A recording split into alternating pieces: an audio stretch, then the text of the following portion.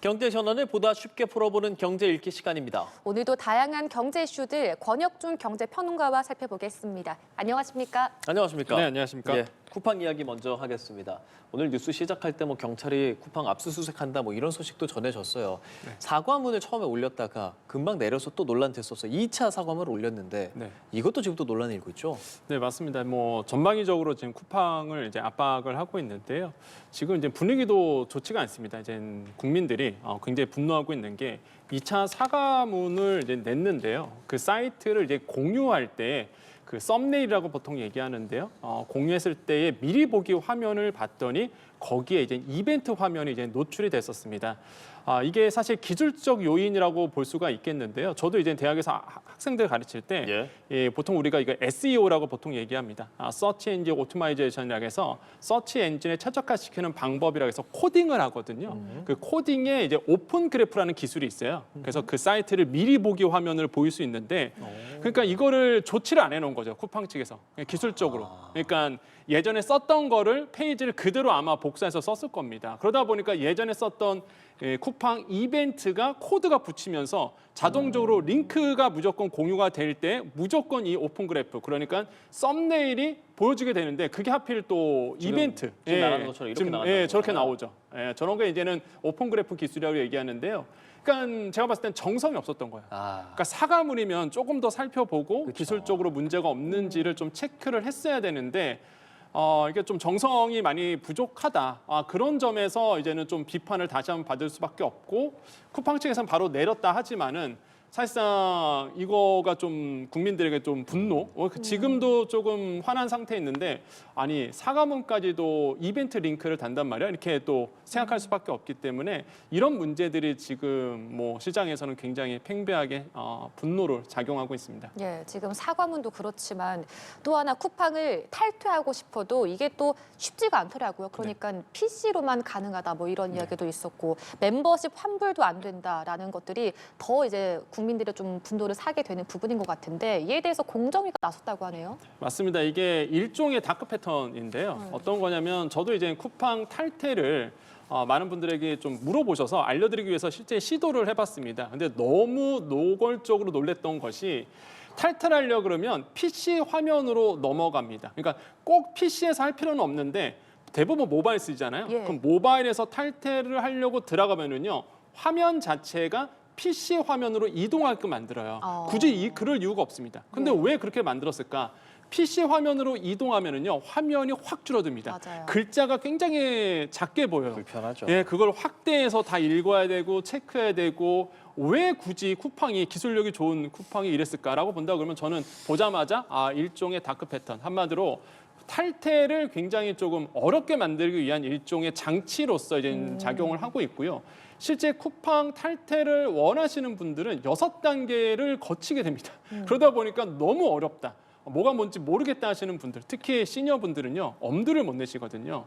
그래서 이제는 이거 부분에 대해서 이제는 이 정부가 이제 조사에 나섰다라고 보시면 되겠고 아마 정부가 조사에 나섰기 때문에 제가 봤을 때는 이런 다크 패턴의 일종의 다크 패턴은 좀 개선되지 않을까라고 저는 생각을 해보겠습니다. 쿠팡 입장에선 그런 다크 패턴을 썼다라고 이게 인정을 할 거라고 보세요. 어떻게 생각하세요? 그래서 인정 잘 안 하죠. 일종의 마케팅 기술이기도 하고요. 실제 이커머스 쪽에서 많이 쓰이는, 그러니까 탈퇴를 예방하는 거, 그다음에 고객 뺏기는 걸 예방하기 위해서 방지하기 위해서 기업들은 많이 활용을 하고 있거든요. 하지만 지금 소비자 단체라든지 아니면 정부도 지금 나서서 이 문제를 지적을 하고 있기 때문에 제가 봤을 땐 조만간 쿠팡 내에서도 이런 부분을 개선시키지 않을까라고 이제 보고 있고요.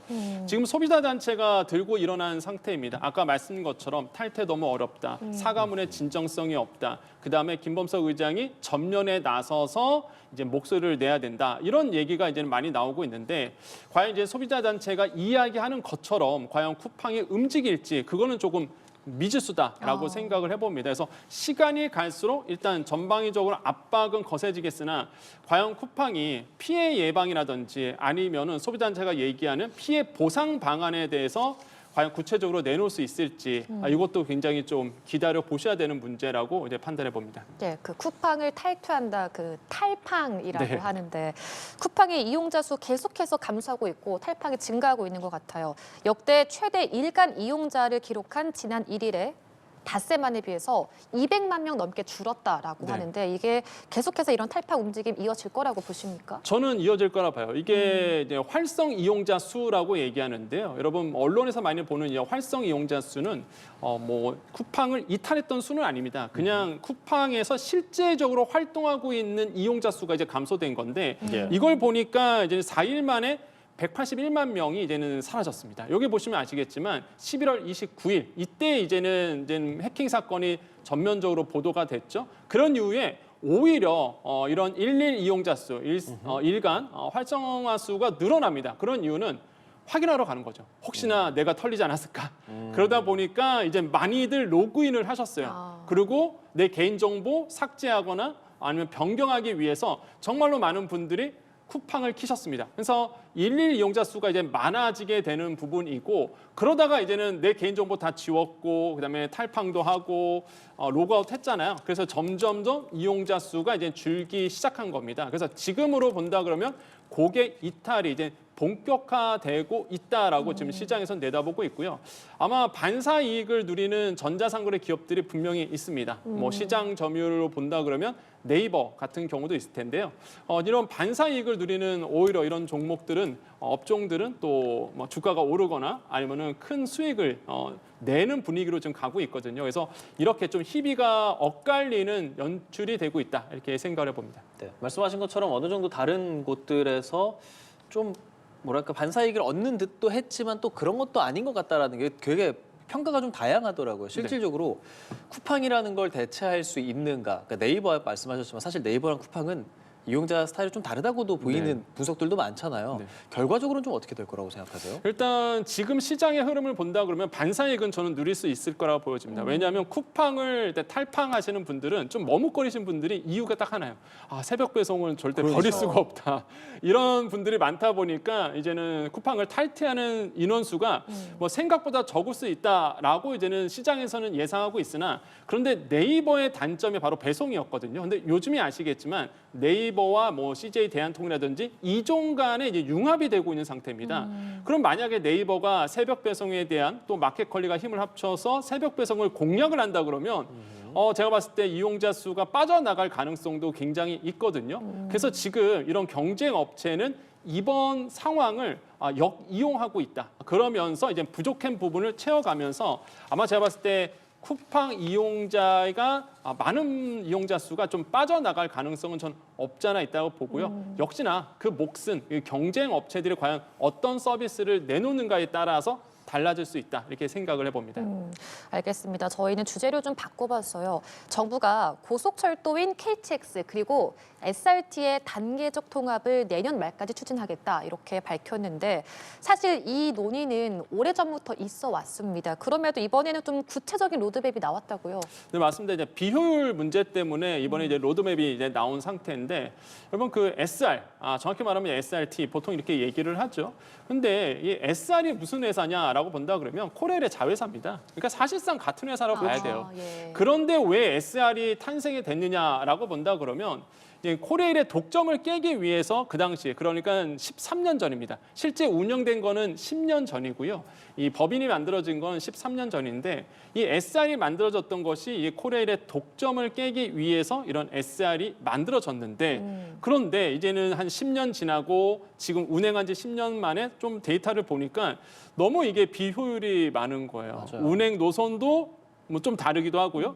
무엇보다 SR은 강남권 수요층을 중심으로 만들어졌거든요. 그래서 수서역에서 출발하죠. 그래서 그러다 보니까 이런 비효율적인 문제, 그다음에 좌석수 부족 문제, 이런 KTX 쏠림 문제, 그러다 보니까 이거는 이제 통합으로 가야 된다라는 목소리가 대두가 된 겁니다.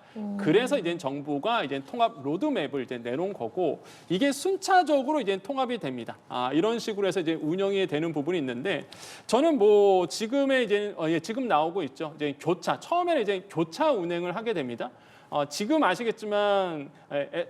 SR 같은 경우에는 이제 수서역밖에 안 가요. 근데 그쵸. 이제는 서울역까지 가는 겁니다. SR이. 오. 그렇기 때문에 이런 부분도 이제는 뭐 교차 운영이 되고 차량 통합 운영이 이제 이루어지는 거고요. 나중에는 이런 발매 시스템까지도 이제 통합이 되면서 사실상 이제 하나의 회사가 이제 탄생이 된다 이렇게 볼 수가 있겠죠. 그래서 시장에서는 이런 비효율성의 문제를 해결하고자 이번에 정부가 통합 로드맵을 발표했다 이렇게 보시면 되겠습니다. 근데 앞서 이게 코레일의 독점하는 것 때문에 만들었다라고 하셨잖아요. 네. 근데 지금은 KTX도 크고 SRT도 큰데 네. 합쳐지면 그럼 오히려 더 커지는 거 아니에요? 맞습니다. 그래서 지금 이제는 시장에서 걱정하는 게 예. 아니 이게 독점 깨려고 만들었는데 그러니까요. 이제는 더더욱 더 독점화, 이제 과점화가 될 수 있다. 이렇게 시장에서는 우려스러운 목소리가 나오고 있습니다. 그러다 보니까 지금 그렇게 되면 유지 보수 문제 어떻게 할 거냐. 이거 지금도 뭐 많은 이용자분들께서는 탐탄치 않게 생각하시는데 이게 경쟁 회사가 만약에 사라진다 그러면 유지 보수가 과연 제대로 될까라는 의구점도 하나가 있고 예. 또 하나는 이제는 단일 노조가 생기는 거죠. 그러니까 실제 지금 코레일의 1 노조는 민주노총 산하에 있습니다. SR의 이제는 노조는 단일 노조예요. 상급 기관이 없습니다. 그럼 어쨌든 간에 합병이 되고 하나가 된다 그러면 이제는 그 노조의 입김이 또 세질 수밖에 없거든요. 그럼 예를 들어서 철도 파업이 일어난다 그러면 대책이 없는 거예요. 방법이 없어요. 예, 그러다 보니까 시장에서는 이거 어떻게 해결할 거냐. 그래서 힘이 더더욱 강화될 수 있다. 이 문제에 대해서 이제는 얘기가 나오는 거고. 그래서 지금 이게 이제 통합 운영되는 부분에 대해서 반작용도 있을 수 있기 때문에 이런 것들을 잘 준비해서 어쨌든 간 로드맵이 나온 상태입니다. 이런 반작용의 문제도 잘 고민을 해서 이런 문제가 해결이 돼야 된다라는 목소리가 점점 더 높아지고 있다. 이렇게 생각을 해봅니다. 한편 올해 실업급여 지급액이 또 역대 최대를 기록할 것으로 전망됩니다. 그러니까 실업급여라는 것이 퇴직한 사람, 그러니까 일자리를 잃은 사람을 말하는 건데 이 실업급여가 최대치를 기록한 이유는 뭐라고 보시나요? 일단 첫 번째는 뭐 당연한 이유겠지만 실직이 이제는 증가됐다라고 생각을 해보겠고요. 고용의 질이 이제 떨어지다 보니까 이제 실직마저도 계속 증가되고 있습니다.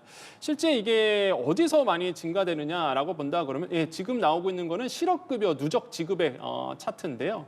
이게 지금 보시면 아시겠지만 2025년도에 역대 최저치를 기록했습니다. 이게 1월부터 11월 사이에 부분인데 최고치. 네, 그렇습니다. 예, 예. 최고치죠. 그래서 11조 4,700억 원 정도가 이제는 기록이 되고 있는데 누적 지급 얘기예요. 그래서 이게 점점점 많아지고 있다. 이렇게 이제 생각을 해보겠고요. 실업급여가 많아진다는 얘기는 그만큼 실직자 수가 또 늘어나고 있다는 어떤 반증이기도 하거든요. 그러다 보니 이렇게 이제는 금액이 늘어났다. 그러니까 또 하나는 이 고용보험의 가입자 수가 이제는 증가되고 있는 부분입니다. 이거는 굉장히 환영할 만한 부분이죠. 근데 아이러니하게도 고용보험의 가입자 수가 많아지다 보니까 자연스럽게 만약에 비자발적 퇴직을 한다 그러면 실업급여가 이제 들어가게 되는 거잖아요. 그러면서 이제 실업급여의 이제 지급액이 이제는 계속적으로 늘고 있다 이렇게 보시면 되겠고, 그다음에 세 번째로 본다 그러면 재취업까지의 시간이 오래 걸립니다. 보통 이제 내가 이제 실업급여를 받아요. 그럼 예를 들어서 다시 취업하면은 실업급여 끊기잖아요. 그렇죠. 그런데 이제는 최대 6개월까지 끌고 가는 거죠. 왜? 재취업이 안 되는 거예요. 특히 이제는 제조업이라든지 건설업종에서 재취업하기가 너무 힘들다고 얘기를 합니다. 지금 보니까요, 구인 배수라고 있습니다. 이게 구직자 수에 대비해서 일자리 수가 몇 개나 있느냐? 11월 기준으로 0.43개입니다. 일자리 수가 부족을 해요. 그러다 보니까 재취업이 안 됩니다. 그럼 나는 계속 실업급여를 받으면서 생활할 수밖에 없어요. 지출은 많아지겠죠. 그러다 보니까 자연스럽게 실업급여의 누적 금액이 많아질 수밖에 없습니다. 이런 식으로 해서 지금 실업급여가 계속적으로 지출이 돼가고 있고, 그다음에 네 번째로 보면 역시나 비정규직의 수가 좀 증가되고 있다라는 거. 그러니까 비정규직 많이들 오해하시는데 비정규직도 고용보험 가입이 가능합니다. 그런데 이제 이런 분들이 일자리가 이제 확실치 않다 보니까 이게 좀 일하다가 말고 좀 일하다가 말다 보니까 고용보험 들은 상태거든요. 이런 분들 들 수 있기 때문에 그래서 실업급여를 또 받게 되는 거죠. 그러니까 실업급여의 누적 금액이 더 많아질 수밖에 없고, 이런 네 가지 요인이 아마 작용하지 않을까 이렇게 보고 있습니다. 참 어려운 문제이기는 합니다만 비정규직이 이렇게 많아지는 거는 왜 그렇다고 생각하세요? 일단 고용의 질 자체가 이제 낮아지고 있는 거죠. 여러분 뭐 아시겠지만 이런 기경제라고 해갖고요, 일시직들이 코로나 이후에 굉장히 많아졌습니다. 그러다 보니까 이렇게 뭐 아시겠지만 쿠팡도 관련된 일도 되게 많고요, 배달업도 굉장히 많고, 그러다 보니까 이런 경제 시스템의 변화로 인해서 일시적 일자리들이 많아지면서 이런 예. 비정규직 고용이 좀 많아졌고요. 아시겠지만 15시간을 넘어가면은요, 고용보험을 또 사업자가 들어줘야 됩니다. 그러면 이제 많은 분들이 어떻게 하냐면 15시간, 주 15시간을 쪼개서 일자리를 만들어내요. 그러니까 더더욱 이런 단기 일자리들이 많아지는 구조로 지금 가고 있는 겁니다. 그러다 보니 당연히 고용의 질은 떨어질 수밖에 없고 고용보험을 피하기 위한 어떤 사회적 분위기도 있고 그러다 보니까 점점 더 이런 문제가 가속화되고 있는데 그런데 아까 말씀드린 것처럼 뭐 내가 비정규직이라도 많이들 오해하시는 게 나는 비정규직이니까 고용보험 가입자 대상이 아니야. 이거는 절대적으로 오해입니다. 여러분 한 달 이상 일하셨거나 아니면은 주 15시간 이상을 일했으면은요 고용보험 가입이 됩니다. 그렇기 때문에 고용보험 가입해 주십시오라고 목소리를 좀 내셔야 되겠다. 그래야지만 내가 이제는 혹시나 실직의 위험이 있었을 때에 이런 실업급여를 가지고 미래를 좀 준비할 수가 있거든요. 그렇기 때문에 이런 비자발적인 퇴사가 있는 한 이렇게 실업급여를 받을 수 있다는 것 좀 말씀드리겠고요. 그래서 이렇게 그 비정규직에 대한 문제가 앞으로도 아마 사회적으로 더 증가되지 않을까 이렇게 보고는 있습니다. 사실 실업급여라는 게 신청한다고 다 주는 것도 아니잖아요. 네. 이게 어쨌든 실업급여를 한다는 게 내가 당신을 비자발적으로 나가게 했다라는 것을 인정하는 셈이 되니까 기업 입장에서도 부담스럽다는 얘기도 들어봤는데 앞서는 재취업이 안 된다라고도 말씀을 하셨지만 사실 실업급여 제도가 있는 동안에 재취업을 안 하는 사람들도 적지 않게 있거든요. 네. 뭐 그 김 부장 이야기 보면 나라 돈 나가 우리 회사 돈 나가는 거 아니잖아요. 실업급여도 해주세요. 뭐 그런 대사들도 있단 말이죠. 네네. 이런 실업급여 제도 자체에 대해서 경제 전문가들은 좀 어떤 생각들을 하고 있습니까? 그러니까 실업급여는 사실 사회 부조 역할로서 굉장히 큰 역할을 하고 있습니다. 아시겠지만은 실업급여라는 거는 결국에는 비자발적 퇴직자가 이제는 미래를 준비할 수 있는 그 기간만큼의 최소한의 삶을 영위할 수 있도록 해두는 것이 바로 이런 실업급여 제도인데 근데 문제가 이거를 악용하시는 분들이 생각보다 좀 많이 나오고 있다는 게 문제인 거예요.